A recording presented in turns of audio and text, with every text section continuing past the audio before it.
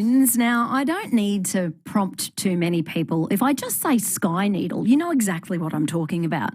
Anybody who has lived in and around southeast Queensland remembers what World Expo 88 did for this city, and the Sky Needle has been a lasting physical legacy of that year that changed so much for our city.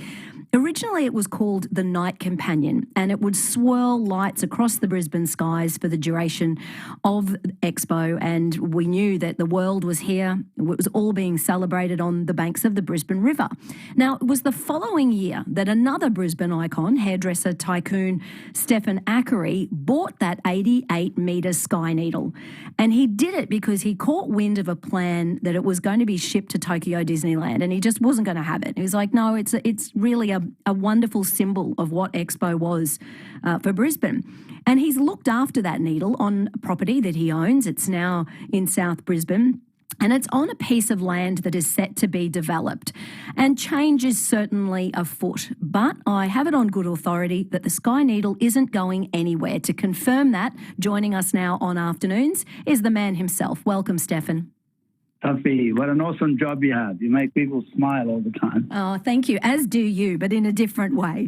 Now, Stephen, I know that plans have been shared. There's a big article today on the Brisbane Times that talks about 3 new 12-storey office towers that is going to be there on that block that you own in South Brisbane, facing Melbourne, Manning and Edmundston streets. Will the Sky Needle still have a home? Well, magic has it. It's already up.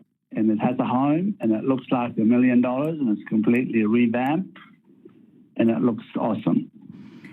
Now, a lot of people will be wondering what this is all going to look like in the end. Are you happy with the plans that have been put forward? Yes, it's perfect. It's the Pradella Group built an incredible project around it, and it looks absolutely incredible. It's revamped to its original glory, and it is now a gift to Brisbane people. So it will now be owned by Brisbane people forever. What does it mean for you and your family? You know, you've been the custodians of it for such a long time. It really did become a symbol of what Expo was for our city so long ago. How it happened is, I'll do it very quickly.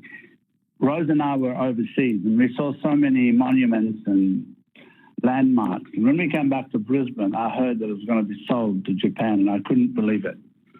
So I said to Sir Lou, I'd like to buy it and put it up. He said, are you sure you want to do that, Stephen? I said, yes, I do. I've never been surer, and the rest is history. A lot of people helped me do it. It was a big job for one person to pull off, but a lot of people helped me do it. Terry Peabody was one, Patrick Gay was one. The actual putting it in the ground for 100 years was an incredible task. Mm. You know, it's taller than the Gateway Bridge. Really? Yeah, it's 88. It's the tallest monument by far in Brisbane. What are the chances that we may ever see it being lit up again? You know, that broke my heart when they stopped it being lit up. People were complaining that I really thought that was quite petty, because it gave Brisbane life, especially, Brisbane now is a world city, no question. But 40 years ago, when I first got it, 30 years ago, it needed, the Night Companion was a good thing to be on, and it was very exciting. Mm. And the cost was horrendous, but I was still happy to do it because it looked so good. But people were complaining that it affected something silly. But at the end, the City Council said no more. So I don't think, personally, it will be lit up again. Oh, it'd be nice if it could just happen on special occasions. I mean, I don't know when you'd choose, but just to have it working a little bit, even if it wasn't every night. I know that obviously there are now a lot of residential towers that are around there. So by looking at this development, there's going to be some other buildings that go up around it, but people will still be able to see the needle. I imagine that there are people who still come and have a photograph with it or near it. Yes, non-stop. You know, from certain areas, it's still huge, very tall. It's twice as high as the buildings around it, so it's very tall. Now, as for you personally, you certainly have not slowed down at all. I know that this morning you were speaking at your company conference, so there's not really retirement and Stephen in the same sentence, is there? You know, there's a saying, if you let go, you go. So I don't ever want to stop. I want to go going, if that makes sense. And I know that so many people rely on you keeping on going because you've got all of these wonderful people who work with you and alongside you.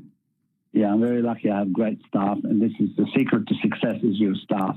But just for the record, the needle is now heritage listed, and it is now a Brisbane property owned by the Brisbane people.